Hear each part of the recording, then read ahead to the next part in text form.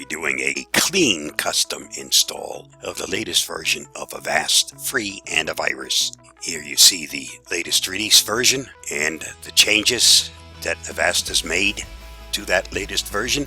Let's get started.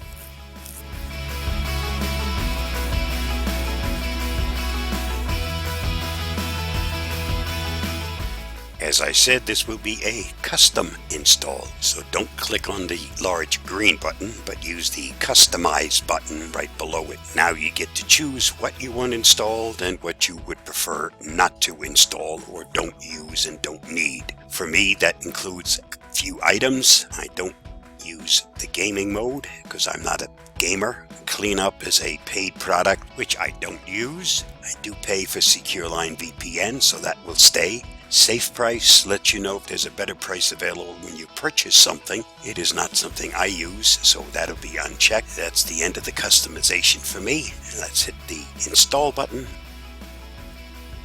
As this says, you're protected and the installation is almost finished. Privacy policy, etc., etc. I already have my protection installed on my Android device, so this will get skipped. The installation has completed. My suggestion is that you now reboot your system. It's always a good idea after doing a major install of any product. Many changes happen in the registry and you're not really fully installed until the system has rebooted. But that's all there is to doing an install of Avast.